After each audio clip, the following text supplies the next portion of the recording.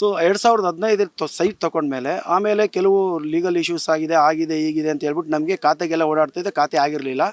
So ಆಮೇಲೆ ಏನಾಯಿತು, ಕೊನೆಗೆ ಯಾರೋ ಬಂದು ಅಕ್ವೈರ್ ಮಾಡ್ಕೊಂಡ್ರು ಜಾಗ ಅಕ್ವೈರ್ ಮಾಡ್ಕೊಂಡ್ಮೇಲೆ ನಮ್ಮ ಲ್ಯಾಂಡ್ ಲಾರ್ಡ್ ಏನು ಮಾಡಿದರೆ ಅವ್ರ ಹತ್ರ ಫೈಟ್ ಮಾಡಿ ಬಿಡಿಸಿ ನಮಗೆಲ್ಲ ಕಾಂಪೌಂಡೆಲ್ಲ ಹಾಕ್ಸಿ ನಾನು ನಿಮಗೆ ಸೇಫ್ಟಿ ಮಾಡಿಕೊಡ್ತೀನಿ ಅಂತ ಹೇಳ್ಬಿಟ್ಟು 2 ವರ್ಷದ ಮುಂದೆ ಕಾಂಪೌಂಡೆಲ್ಲ ಹಾಕ್ಸಿ ನಮ್ಗೆ ಸೇಫ್ಟಿ ಮಾಡಿಕೊಡ್ತೀನಪ್ಪ, ಆಯಿತು ನಿಮಗೆ ಕ್ಲಿಯರ್ ಆಗುತ್ತೆ ಅಂತ ಹೇಳಿದರು. ಸರಿ, ಅದ್ರ ಪ್ರಕಾರ ನಾವು ವೆಯ್ಟ್ ಮಾಡ್ದೋ, ಸುಮಾರು 8, 10, 12 ವರ್ಷದಿಂದ ವೆಯ್ಟ್ ಮಾಡ್ತಾಯಿದ್ದೀವಿ. ಆಮೇಲೆ ಏನು ಮಾಡಿದ್ರು, ಇವರು ಏನು ಮಾತಾಡ್ಕೊಂಡ್ರೆ ಗೊತ್ತಿಲ್ಲ ಬೇರೆ ಡೆವಲಪರ್ ಹತ್ರ. ಇವಾಗ ಏನು ಹೇಳ್ತಾರೆ, ನಮಗೆ ಫೋನ್ ಮಾಡಿಬಿಟ್ಟು ನೀವೇನು ಕೊಟ್ಟಿದ್ದೀರ ಜಾಗನ ಅದನ್ನು ನೀವು ಬಿಟ್ಬಿಡಿ, ನಿಮಗೆ ಆ 10 ವರ್ಷ 12 ವರ್ಷದಿಂದ ನೀವೇನು ಕೊಟ್ಟಿರೋ ಅದನ್ನ ನಾನು ವಾಪಸ್ ಕೊಟ್ಬಿಡ್ತೀನಿ, ಲ್ಯಾಂಡ್ ನನಗೆ ಕೊಡಿ ಅಂತ ಕೇಳ್ತಾ ಇದ್ದಾರೆ.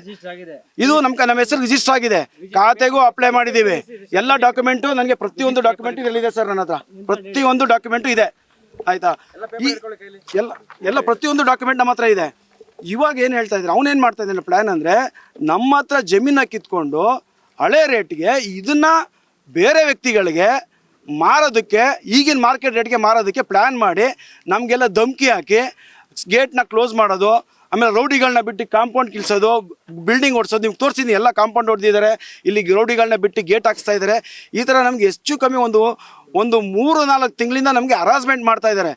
ನಾವು ಎಲ್ಲ ಆಮೇಲೆ ಸೈಟ್ ನಂಬರ್ ಎಲ್ಲ ಡೆಮಾಲಿಷ್ ಮಾಡೋದು, ರೋಡ್ಗಳೆಲ್ಲ ಕಿತ್ತಾಕೋದು, ಈ ಥರ ನೈಟೇ ರೌಡಿಗಳನ್ನ ಬಿಟ್ಟು ಗಲಾಟೆ ಮಾಡಿಸ್ತಾ ಇದ್ದಾನೆ. ನಾವು ತುಂಬ ತಾಳ್ಮೆಯಿಂದ ನಾವು ಕಾದು ಸಾಕಾಯಿತು. ಇವಾಗ ಏನು ಮಾಡ್ತಾ ಇದ್ದಾರೆ, ನನಗೆ ಗೊತ್ತಿಲ್ಲ ಯಾರು ಮಾಡಿಸ್ತಾ ಇದ್ದಾರೆ, ಕೇಳಿದ್ರೆ ನನಗೆ ಗೊತ್ತಿಲ್ಲ. ನೀವು ನೋಡಿದ್ರಿ ಕ್ಯಾಮ್ರಾ ಬಂದಾಗ ನಾನು ತೋರಿಸ್ದೆ, ಅವ್ರು ಯಾರು ಅಂತ ನಮಗೆ ಗೊತ್ತಿಲ್ಲ, ಬರ್ತಾರೆ ಇಲ್ಲಿ ಒಳಗಡೆ ಇರ್ತಾರೆ, ಯಾರಪ್ಪ ನೀವು, ನಮ್ಮ ಜಾಗದಲ್ಲಿ ನೀವು ಹಾಕಿದ್ದೀರಾ ಅಂತ ಕೇಳಿದ್ರೆ ನಮಗೆ ಗೊತ್ತಿಲ್ಲ ರೀ, ನಮ್ಮ ಬಾಸ್ ಹೇಳೋರು ನಾವು ಇದ್ದೀವಿ, ನಮ್ಮ ಓನರ್ ಹೇಳೋರು ನಾವು ಇದ್ದೀವಿ. ಓನರ್ ನಂಬರ್ ಕೊಡಿದ್ರೆ ಓನರ್ ನಂಬರ್ ಕೊಡಲ್ಲ, ಓನರ್ ನೇಮ್ ಹೇಳಲ್ಲ, ಒಬ್ಬ ಮೆಟೀರಿಯಲ್ ಹಾಕೊಂಬರೋದು. ನಾವು ಆಲ್ರೆಡಿ ನೀವು ನೋಡಿದ್ವಿ, ಕೆಲಸ ನಡೀತಾ ಇದೆ.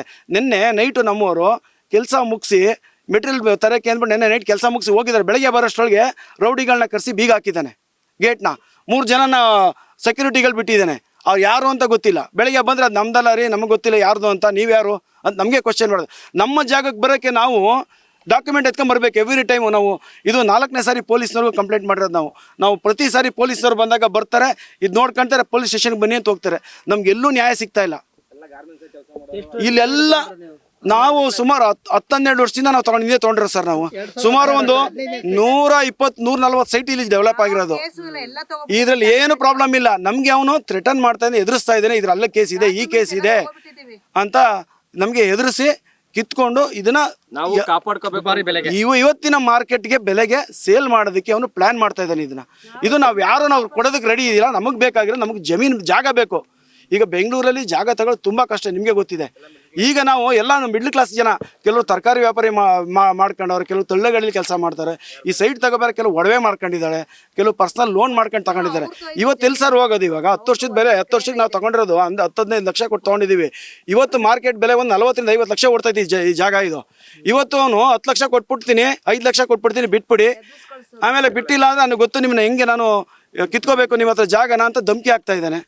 ಸೊ ಅದರಿಂದ ನಾವು ನಿಮ್ಮನ್ನೆಲ್ಲರ ಕರೆಸಿ ಇವತ್ತು ನಿಮ್ಗೆ ತೋರಿಸಿದ್ವಿ ಇವನು ಏನೇನು ಕೆಲಸ ಮಾಡ್ತಾ ಇದ್ದಾನೆ ಅಂತ. ದಯವಿಟ್ಟು ಇದು ಅವ್ರಿಗೆ ಪಾಠ ಆಗಬೇಕು. ಯಾರು ಈ ಜನಗಳಿಗೆ ಮೋಸ ಮಾಡ್ತಾರೆ ಡೆವಲಪರ್ಸ್ಗಳು, ಇದು ನಿಮ್ಮ ಕಡೆಯಿಂದ ಪಾಠ ಆಗಬೇಕು. ಈ ರೀತಿ ಯಾವ ಡೆವಲಪರ್ಸ್ಗಳನ್ನು ಈ ರೀತಿ ಜನಗಳಿಗೆ ತೊಂದರೆ ಕೊಡೋದು ನಿಲ್ಸೋ ಥರ ನಾವು ದಯವಿಟ್ಟು ನಮಗೆ ಸಪೋರ್ಟ್ ಬೇಕು. ನನಗೆ ನಿಮ್ಮ ಹೇಳಿದ್ರೆ ನ್ಯಾಯ ಬೇಕು. ತೊಗೊಂಡು ನಮ್ಮ ಮೊಮ್ಮಗಳಿಗೆ ಮುಂದಕ್ಕೆ ಅವಳಿಗೆ ಸೇಫ್ಟಿ ಆಗಲಿ, ಆ ಹುಡುಗಿ ಮದುವೆಗೋಸ್ಕರ ಇರಲಿ ಅಂತ ಹೇಳ್ಬಿಟ್ಟು ತೊಗೊಂಡು ಮನೆ ಹತ್ರ 3 ಸಲ ಹೋದೋ ನಾವೆಲ್ಲರೂ. ಹೋದ್ರೆ ನಿಮ್ಮ ಸೈಟ್ ಎಲ್ಲೂ ಹೋಗಿಲ್ಲಮ್ಮ, ನಿಮ್ಮ ಸೈಟ್ ಅಲ್ಲೇ ಐತೆ ಕೊಡ್ತೀನಿ, ಯಾಕೆ ಇದು ಯೋಚನೆ ಮಾಡ್ತೀರಾ? ಹೆದರ್ಕೋಬೇಡಿ, ಯಾವತ್ತಿದ್ರೂ ಅದೇನಾದ್ರು ಪ್ರಾಬ್ಲಮ್ ಅಂದರೆ ದುಡ್ಡು ಕೊಡ್ತೀವಿ ನಿಮ್ಗೆ ವಾಪಸ್ಸು ಅಂತ ಹೇಳಿದ್ರು. ಆಮೇಲೆ ಬೀಗ ಹಾಕಿದ್ರು.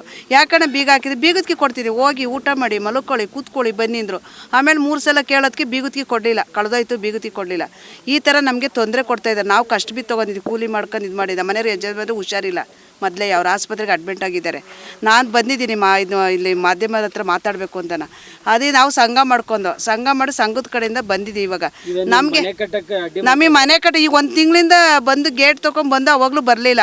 ಪೊಲೀಸಿಗೆ ಕಂಪ್ಲೇಂಟ್ ಕೊಟ್ಟು ಕರ್ಸೋಕ್ಕಾಗಲ್ವಾ? ಎಂತೆಂಥವ್ರನ್ನ ಕರೆಸ್ತಿದ್ದಾರಲ್ಲ. ಯಾಕೆ ಆ ಥರ ನಮಗೆ ನ್ಯಾಯ ದೊರಕಿಸ್ಕೊಡ್ತಾರೆ ಪೊಲೀಸ್ ಸ್ಟೇಷನ್ ಅವರು? ನಾವು 10 ವರ್ಷ ಆಯಿತು ಸೈಟ್ ತೊಗೊಂಡು, ನಮ್ಮ ಸೈಟ್ ತೊಗೊಂಡು ಅವ್ರ ಹತ್ರನೇ ತೊಗೊಂಡಿದ್ದು. ಬೇಟ ಪತ್ರನೇ ತೊಗೊಂಡಿರೋದು ಸೈಟ್. ನಾವು ಲ್ಯಾಂಡ್ ಓನರ್ ಅವ್ರ ಹತ್ರನೇ ತೊಗೊಂಡಿರೋದು. ನಮಗೆ ಹೋದಾಗೆಲ್ಲ ಎದುರಿಸ್ತಾ ಇದ್ದಾನೆ, ಸೈಟ್ ಕೊಡಲ್ಲ, ಏನು ಮಾಡ್ಕೊತೀರ ಮಾಡ್ಕೊ ಹೋಗಿ ಅಂತ. ಇಷ್ಟು ದುಡ್ಡು ಕೊಡ್ತೀನಿ, 2 ಲಕ್ಷ ಮೇಲೆ ಕೊಡ್ತೀನಿ, ದುಡ್ಡು ಇಸ್ಕೊಂಡು ಹೋಗಿ ಅಂತಾರೆ. ನಾವು ಅದಕ್ಕೆ ನಮಗೆ ಈ ಜಾಗ ನಮಗೆ ಬೇಕು. ಇದರಿಂದ ಯಾವುದೇ ಇದು ಜಾಗದ ಮುಂದೆ ಯಾವುದೂ ಇದೇ ಇಲ್ಲ, ಏನೋ ಕೇಸು ಪಾಸ್ ಏನಿಲ್ಲ, ಎಲ್ಲ ತೊಗೊಂಡಿದ್ವಿ. ರೆಕಾರ್ಡ್ ಎಲ್ಲ ಯಾರು ಕೊಟ್ಟವ್ರೆ, ಯಾರ ಕಡೆಯಿಂದ ಬಂದಿದೆ ಎಲ್ಲ ತೊಗೊಂಡು ರೀಟೈನ್ ಮಾಡ್ಕೊಂಡು. ಇಲ್ಲ ಅವ್ನು ತೊಗೊಂಬಂದು ಅವ್ನು ತೋರಿಸ್ಲಿ. ಸುಮಾರು 10-15 ವರ್ಷದ ಹಿಂದೆ ನಾವು ಈ ಆಶೀರ್ವಾದ್ ರೆಸಿಡೆನ್ಸಿ ಅಂತಿದೆಯಲ್ಲ, ಈ ಲೇಔಟಲ್ಲಿ ನಮ್ಮ ಸ್ನೇಹಿತರ ಮುಖಾಂತರ ಸೈಟ್ ತೊಗೊಳಕ್ಕೆ ಬಂದ್ವಿ. ಇದು ಫಸ್ಟು ನಮಗೆ ಸೈಟ್ನ ಕೊಟ್ಟಿದ್ದು ಅಲ್ಲಿ ಒಂದು ಜನಪ್ರಿಯ ಅಪಾರ್ಟ್ಮೆಂಟ್ ಹತ್ರ. ಅಲ್ಲಿ ಕೇಸ್ ಹಾಕಿದಾರಪ್ಪ, ಇಲ್ಲಿ ಕೇಸ್ ನಡೀತೈತೆ, ನಿಮಗೆ ಡಿಲೇ ಆಗುತ್ತೆ ಅಂತ ಬಂದೇಳಿ ಇಲ್ಲಿ ಕರ್ಕೊಂಬಂದು ಜಾಗ ತೋರಿಸ್ಬಿಟ್ಟು ಇಲ್ಲಿ ತಗೊಳ್ಳಿ ಅಂತಂದ್ರು. ಅಲ್ಲಿ 3 ಲಕ್ಷ ಅಡ್ವಾನ್ಸ್ ಕೊಟ್ಟಿದ್ವಿ ನಾವು. ಇಲ್ಲಿ ಕರ್ಕೊಂಬಂದ್ಬಿಟ್ಟು ರಿಜಿಸ್ಟರ್ ಮಾಡಿ ಇಲ್ಲಿ ಸೈಟ್ ನಂಬರ್ ಕೊಟ್ಬಿಟ್ಟು ನಿಮಗೆ ಮನೆ ಕಟ್ಕೊಳ್ಳಿ, ನಾಳೆನೇ ಕಟ್ಕೊಳ್ಳಿ, ನಾನು ವ್ಯವಸ್ಥೆ ಮಾಡ್ಕೊಡ್ತೀನಿ ಅಂತಂದ್ರು. ಸರಿ ಸರ್ ಆಯಿತು ಅಂತಂದೇಳಿ ರಿಜಿಸ್ಟರ್ ಆಗಿದ ತಕ್ಷಣ ಮನೆ ಕಟ್ಟಕ್ಕೆ ಅಂತಂದೇಳಿ ನಾವು ಎಲೆಕ್ಟ್ರಿಸಿಟಿ ಕೊಡಿ ಸರ್, ಮತ್ತು ವಾಟರ್ ಕೊಡಿ ಸರ್, ಮತ್ತು ಟಾರ್ ರೋಡ್ ಹಾಕ್ಕೊಡಿ ಸರ್, ಮತ್ತು ಸ್ಯಾನಿಟೈಸರಿ ಮಾಡಿಸ್ಕೊಡಿ ಸರ್ ಅಂತ ಕೇಳ್ಕೊಂಡ್ವಿ. ಒಂದು ಸ್ವಲ್ಪ ನೋಡಪ್ಪ ಡೆವಲಪ್ ಮಾಡ್ತಾ ಇದ್ದೀನಿ, ಸ್ವಲ್ಪ ಟೈಮ್ ಕೊಡಿ ಅಂತಂದ್ರು. ಸರಿ ಸರ್ ಆಯಿತು ಅಂತ 2-3 ವರ್ಷ ಹಂಗೆ ಕಳೆದೋಗ್ಬಿಡ್ತು. ಅದಾದಮೇಲೆ ಕೇಸ್ ಇದೆ ಕಣಪ್ಪ ಅಂದರು. ಸರಿ ಸರ್ ಆಯ್ತು ಬಗೆಹರಿಸ್ಕೊಡಿ ಅಂದ್ವಿ. ಬಗೆಹರಿಸಾದ್ಮೇಲೆ ಗೆದ್ದಿದ್ದೀನಪ್ಪ, ಇವಾಗ ನಾವು ದೊಡ್ಡವ್ರ ಹತ್ರ ಹೋಗಿ ಗೆದ್ದಿದ್ದೀವಪ್ಪ ನಾವು ಅಂತಂದ್ರು. ಸರಿ ಸರ್ ಆಯ್ತು ಒಳ್ಳೇದು ಅಂತಂದ್ವಿ. ಕಾಂಪೌಂಡ್ ಹಾಕ್ತಾ ಇದ್ದೀನಿ, ಕಾಂಪೌಂಡ್ ಹಾಕಿದ್ದಕ್ಕೆ ಖರ್ಚು ಕೊಡಿ ಅಂತಂದ್ರು. ಸರಿ ಸರ್ ಎಷ್ಟು ಹೇಳಿ ಸರ್ ಅಂದ್ವಿ. ಸುಮಾರು 2-3 ಲಕ್ಷ ಆಗ್ಬೋದು ಅಂದ್ರು. ಸರ್ ನಿಮ್ಮ ಋಣ ನಮಗೆ ಬೇಡ ಸರ್, ನಾವೆಲ್ಲರೂ ಕೂಡಿಕಿ ನಿಮಗೆ ದುಡ್ಡು ಕೊಡ್ತೀವಿ, ಕಾಂಪೌಂಡ್ ಹಾಕ್ಸಿರೋದನ್ನ ನಮಗೆ ಖಾತಾ ಮಾಡಿಸ್ಕೊಡಿ ಅಂತಂದ್ವಿ. ಸರಿ ಸರ್ ಆಯ್ತು ಖಾತಾ ಮಾಡಿಸ್ಬೇಕಾದ್ರೆ ಹೇಳ್ತೀನಿ, ನಿನ್ನ ಜಾಗ ಎಲ್ಲೂ ಹೋಗಿಲ್ಲಪ್ಪ ಹೋಗಪ್ಪ ಅಂತಂದ್ರು. ಆ ಟೈಮಲ್ಲಿ ಇಲ್ಲಿ ಬಂದು ನೋಡಿದ್ರೆ ಏನು ಮಾಡಿದ್ರು, ಕೇಸ್ ಹಾಕಿತೆ ಅಂದ್ರಲ್ಲ, ಆ ಟೈಮಲ್ಲಿ ಕಾಂಪೌಂಡ್ ಮಾಡೋ ಟೈಮಲ್ಲಿ ಮತ್ತೆ ತಿರ್ಗಾ ಎಲ್ಲ ನಂಬರ್ಗಳನ್ನೆಲ್ಲ ಕೆಡಿಸಿ, ನಂಬರ್ ಕಾಣದೇ ಇರೋ ಥರ, ನಾವು ಒಳಗಡೆ ಬಂದರೆ ನಂಬರೇ ಗುರ್ತಿಡ್ ಸಿಗಬಾರ್ದು, ಸೈಟೇ ಸಿಗಬಾರ್ದು, ಆ ಥರ ಮಾಡಿಬಿಟ್ಟಿದ್ದಾರೆ. ಏನಕ್ಕೆ ಅಂದರೆ ಒಂದು 10 ಅಡಿ ಆ ಕಡೆ ಹೋಗಿದೆ, ಅದನ್ನು ಈ ಕಡೆ ತಗೊಂಡು ಇವ್ರ ಪ್ರಾಪರ್ಟಿಗೆ ಇವರು ಪಕ್ಕದಲ್ಲಿರೋ ಗ್ರೂಪ್ನವರು ನಿಮಗೂ ನಮಗೂ ಸಂಬಂಧ ಇಲ್ಲಪ್ಪ, ನಿಮ್ಮ ಜಾಗಕ್ಕೆ ನೀವು ಕಾಂಪೌಂಡ್ ಹಾಕೊಳ್ಳಿ ಅಂತ ನಮ್ಮ ಎದುರುಗಡೆ ಬಿಟ್ಕೊಟ್ಟಿದ್ದಾರೆ. ನಾವು ಜೊತೆಗಿದ್ದೀವಿ, ಇವರು ಕಾಂಪೌಂಡ್ ಹಾಕ್ಕೊಂಡಿದ್ದಾರೆ. ಈಗ ಏನು ಮಾಡ್ಬಿಟ್ಟಿದ್ದಾರೆ ಸರ್, ಅವಾಗ ತೊಗೊಂಡಿದ್ದು 8-10 ವರ್ಷದ ಹಿಂದೆ ಆ ಅಮೌಂಟ್ನ ಕೊಡ್ತೀನಿ, ಅರ್ಧ ಇಲ್ಲಿ ಕೊಡ್ತೀನಿ, ಅರ್ಧ ಕೋರ್ಟಲ್ಲಿ ಕೊಡ್ತೀನಿ ಅಂತ ಹೇಳ್ತಾವ್ರೆ ಸರ್. ಇದು ಯಾವ ನ್ಯಾಯ ಸರ್? ಆ ಅಮೌಂಟ್ನ ಇಸ್ಕೊಂಡು ಎಲ್ಲಿ ನಾವು ಜಾಗ ತಗೊಳಕ್ಕಾಗುತ್ತಾ ಸರ್? ನಾವು ಸುಮಾರು 100-150 ಕಿಲೋಮೀಟ್ರ್ 200 ಕಿಲೋಮೀಟ್ರಿಂದ ಬಂದು ಒಂದು ಜೀವನ ಕಟ್ಕೊಂಡು ಮಕ್ಕಳಿಗೆ ಮರಿಗೆ ಒಂದು ತಿನ್ನಕ್ಕೆ ಕೊಡ್ದಂಗೆ, ನಾವು ಶೋಕಿ ಮಾಡ್ದಂಗೆ, ಎಲ್ಲರೂ ನೀವು ಬೆಂಗಳೂರಲ್ಲೆಲ್ಲ ನೋಡಿರ್ತೀರ ಸರ್, ಕೆಲಸ ಮಾಡ್ಬೇಕಾದ್ರೆ ಒಂದೊಂದು ರೂಪಾಯಿನೂ ಕೂಡಿಕ್ಬಿಟ್ಟು ನಾವು ಒಂದು ಗೂಡು ಮಾಡ್ಕೊಳ್ಳೋಣ ಅಂತಂದೇಳಿ ಇದು ಮಾಡಿದ್ದೀವಿ. ಬೇರೆ ಥರ ಶೋಕಿ ಮಾಡೋಕೆ ಹೋಗಿದ್ರೆ ನಮಗೆ ಗೂಡು ಸಿಕ್ತಿತ್ತಾ? ಈ ಥರ ಶೋಕಿ ಮಾಡೋದು ಬಿಟ್ಬಿಟ್ಟು ಆ ದುಡ್ಡಲ್ಲಿ ನಾವು ಒಂದು ಗೂಡಾಗುತ್ತೆ, ನಾಳೆ ದಿವಸ ನಮ್ಮ ಮಕ್ಳಿಗೆ ಒಂದು ಗೂಡಿರಲಿ. ಈಗ ಬೆಂಗಳೂರಲ್ಲಿ ಬಾಡಿಗೆ ಎಲ್ಲ ಎಷ್ಟಾಗಿದೆ ಅನ್ನೋದು ಗೊತ್ತಲ್ಲ ಸರ್. ನೀವು ಬಾಡಿಗೆ ಕಟ್ಟೋಣ, ಸಂಸಾರ ಮಾಡೋಣ, ಅಥವಾ ಇನ್ನೊಂದು ಯಾರಿಗಾನ ಅಪ್ಪ ಅಮ್ಮಗೆ ಹುಷಾರಿಲ್ಲ ಅಂದರೆ ಅವ್ರಿಗೆ ತೋರ್ಸೋಣ ಸರ್. ಅಂಥ ಎಲ್ಲ ಪರಿಸ್ಥಿತಿಯಲ್ಲೂ ಮಕ್ಕಳು ಸಾಕೊಂಡು ಅಪ್ಪ ಅಮ್ಮನ ನೋಡಿಕೊಂಡು ಈ ಸಮಾಜದಲ್ಲಿ ನಾವು 4 ಜನದಂತೆ ಇಲ್ಲಿ ಸ್ವಂತ ಮನೆಯವರೆಲ್ಲ ಇಲ್ವಾ ಸರ್, ಜೀವನ ಮಾಡ್ತಾ ಇಲ್ವಾ ಸರ್? ಆ ಥರ ನಾವು ಒಂದು ಗೂಡು ಮಾಡ್ಕೊಳ್ಳೋಣ ಅಂತಂದು ಜಾಗ ತಗೊಂಡಿದ್ದೀವಿ ಸರ್. ಈ ಥರ ತಗೊಂಡ್ಬಿಟ್ಟು ಸೊ ಇವ್ರು ಮಾಡ್ಕೊಡೋಕ್ಕಾಗಲ್ಲ ಅನ್ನೋದು ಗೊತ್ತಾಯ್ತು, ಇವರು ಕಾಗೆ ಹಾರಿಸ್ತಾರೆ ಅಂತ ಗೊತ್ತಾಯ್ತು, ಇವರು ಚೀಟರ್ ಅಂತ ಗೊತ್ತಾಯ್ತು. ಸರಿ ಅಂತಂದೇಳ್ಬಿಟ್ಟು ನಾವೇನು ಮಾಡಿದ್ವಿ, ಎಲ್ಲರೂ ಸ್ವಲ್ಪ ನಮ್ಮ ಜಾಗ ಉಳಿಸ್ಕೊಳ್ಳೋಣ ಅಂತಂದೇಳಿ ಗ್ರೂಪ್ ಮಾಡ್ಕೊಂಡ್ವಿ ಸರ್. ಅಲ್ಲಿ ಅಸೋಸಿಯೇಷನ್ ನೋಡಿ ಸರ್, ಬೋರ್ಡ್ ಹಾಕಿದ್ದೀವಿ. ಯಾಕೆಂದರೆ ಗೊತ್ತಾಗಬೇಕಲ್ಲ ಅವ್ರಿಗೆ ಅಸೋಸಿಯೇಷನ್ ಇದೆ ಅಂತಂದೇಳಿ ನಮ್ಮ ಜಾಗ ಉಳಿಸ್ಕೊಂಬಕ್ಕೆ ಬೋರ್ಡ್ ಹಾಕಿದ್ದೀವಿ. ಈಗ ಒಬ್ಬೊಬ್ಬರೇ ಬಂದ್ಬಿಟ್ಟು ನಾವೆಲ್ಲರೂ ಒಂದೊಂದು ಮನೆ ಕಟ್ಕೊತಾ ಇದ್ದೀವಿ ಸರ್. ನಮ್ಮ ಜಾಗದಲ್ಲಿ ಮನೆ ಇಲ್ಲ ಅಂದರೆ ಅದು ತಪ್ಪಾಗುತ್ತಲ್ವ ಸರ್? ಇವಾಗ ಮುಖ್ಯಮಂತ್ರಿಗಳೇ ಆಹ್ವಾನ ಕೊಟ್ಟಿದ್ದಾರಲ್ವ ಸರ್, ನಿಮ್ಮ ಜಾಗ ಕ್ಲೀನ್ ಮಾಡಿಸ್ಕೊಂಡು ಮನೆ ಕಟ್ಕೊಳ್ಳಿ, ಇಲ್ಲಾಂದರೆ ನಾವು ಕಿತ್ಕೊಳ್ತೀವಿ ಅಂತ ಹೇಳಿದಾರ ಇಲ್ವಾ ಸರ್ ಮಾಧ್ಯಮದ ಮುಖಾಂತರ? ಅದೇ ಥರ ನಾವು ಎಲ್ಲ ಕ್ಲೀನ್ ಮಾಡಿಕೊಂಡು ನಮ್ಮ ಜಾಗಗಳನ್ನೆಲ್ಲ ನಮ್ಮ ಸ್ವಂತ ದುಡ್ಡು ಹಾಕ್ಕೊಂಡು ಇಲ್ಲೆಲ್ಲ ಕ್ಲೀನ್ ಮಾಡಿಕೊಂಡು, ಮುಂಚೆ ಇಲ್ಲಿ ಒಳಗಡೆ ಬರೋಕ್ಕಾಗ್ತಾ ಇರಲಿಲ್ಲ ಸರ್, ಗಿಡ ಎಲ್ಲ ಮುಳ್ಳು ಎಲ್ಲ ಈ ಥರದ್ದೆಲ್ಲ ಇತ್ತು. ನಾವು ಸ್ವಂತ ದುಡ್ಡು ಹಾಕ್ಕೊಂಡು ಅಸೋಸಿಯೇಷನ್ ಕಡೆಯಿಂದ ಗ್ರೂಪ್ ಮಾಡಿಕೊಂಡು ಎಲ್ಲ ಕ್ಲೀನ್ ಮಾಡಿಕೊಂಡು ನೋಡಿ ಸರ್ ಮನೆ ಕಟ್ಕೊಂಡಿದ್ದೀವಿ.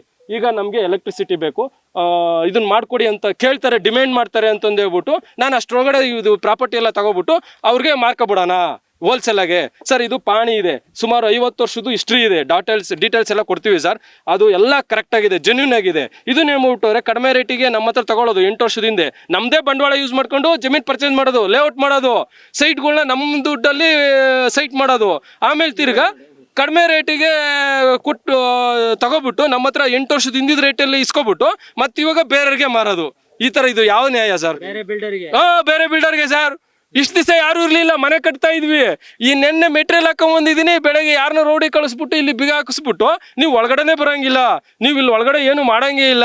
ಎಲ್ಲಪ್ಪ ಯಾರಪ್ಪ ಕರ್ಸಪ್ಪ ಅಂದ್ರೆ ನನಗೆ ಕಂಪ್ನಿ ಹೆಸರು ಗೊತ್ತಿಲ್ಲ ಅಂತಾರೆ, ಸೆಕ್ಯೂರಿಟಿ ಅಂತ ಹೇಳ್ತಾರೆ. ಕಂಪ್ನಿ ಸೆಕ್ಯೂರಿಟಿ ಇದ್ದಾದ್ಮೇಲೆ ಅವ್ರ ಹತ್ರ ಕೀ ಇರಲ್ವಾ ಸರ್? ಮತ್ತೆ ಸೆಕ್ಯೂರಿಟಿಗೆ ಅದು ಏಜೆನ್ಸಿ ನೇಮ್ ಇರಲ್ವಾ ಸರ್? ಓನರ್ ಹೆಸರು ಗೊತ್ತಿರಲ್ವಾ ಸರ್? ಎಂತ ರೌಡಿಸಮ್ ಮಾಡ್ತಾರೆ ಸರ್, ಒಬ್ಬೊಬ್ರೆ ಬಂದಾಗ ಆವಾಜ್ ಹಾಕಿಸ್ತಾರೆ. ಹೌದು ಸರ್, ಒಳಗಡೆ ಬಿಡ್ತಾ ಇಲ್ಲ ಸರ್. ಸೆಕ್ಯೂರಿಟಿ ಕೇಳಿದ್ರೆ ನಮ್ಮ ಆಫೀಸಲ್ಲಿ ಹೋಗಿ ಕಾಂಟ್ಯಾಕ್ಟ್ ಮಾಡಿ ಅಂತಾರೆ. ಸರ್ ನಮ್ದು ಜಾಗ ಸರ್, ಅದು ಯಾರಿದೆ ಬರ್ಲಿ ಪೇಪರ್ ತಗೊಂಡು ಕರ್ಸ್ರಪ್ಪ ಅಂದ್ರೆ ಇಲ್ಲ ನೀವು ಹೋಗಿ ಅಂತಾರೆ. ಯಾರಾದ್ರೂ ಈ ಕಾಲದಲ್ಲಿ ಬಿಲ್ಡರ್ ಹತ್ರ ಒಬ್ಬೊಬ್ಬರು ಹೋಗಿ ಜೀವನ ಮಾಡಿ ನ್ಯಾಯ ದಕ್ಕಿಸ್ಕೊಂಬಕ್ಕಾಗುತ್ತಾ ಸರ್? ಅದು ಯಾರೇ ಇರಲಿ ಈ ಮುಖಾಂತರ ಮಾಧ್ಯಮದವರಿಗೆ ಕೇಳ್ಕೊಳ್ಳೋದು ಮತ್ತೆ ಪೊಲೀಸ್ನವರಿಗೆ ಕೇಳ್ಕೊಳ್ಳೋದು, ನಮಗೆ ದಯವಿಟ್ಟು ನಮಗೆ ನಮ್ಮ ಸೈಟ್ ಬೇಕು ಸರ್, ನಮ್ಮ ಜಾಗ ಬೇಕು ಸರ್, ನಾವೊಂದು ಗೂಡ್ ಮಾಡ್ಕೊಳ್ಳೋಕ್ಕೆ ಏರ್ಪಾಡು ಮಾಡ್ಕೊಡಿ ಸರ್ ದಯವಿಟ್ಟು. ಇದರಿಂದ ಭಯದ ವಾತಾವರಣನ ಹಾಳು ಮಾಡಿ ಇದು ಮಾಡ್ತಾವ್ರೆ ಸರ್, ಭಯ ಬಡೋ ಥರ ಮಾಡ್ತಾವ್ರೆ ಸರ್. ಆ ಭಯನ ದೂರ ಮಾಡ್ತಿರೋ ನಂಬಿಕೆ ಮೇಲೆ ನಿಮ್ಮನ್ನ ಎಲ್ಲ ವಿನಂತಿ ಮಾಡ್ಕೊತಾ ಇದ್ದೀನಿ. ಕಾನೂನಿಗೂ ನೀವು ಎಲ್ಲರೂ ಇದೊಂದು ಪಾಠ ಆಗಬೇಕು. ಆ ಥರ ಕಾನೂನು ರೀತಿಯಿಂದ ನಮಗೆ ದಯವಿಟ್ಟು ನ್ಯಾಯ ಕೊಡ್ಸೋಕ್ಕೆ ಸಪೋರ್ಟ್ ಮಾಡ್ಕೊಳ್ಳಿ ಸರ್.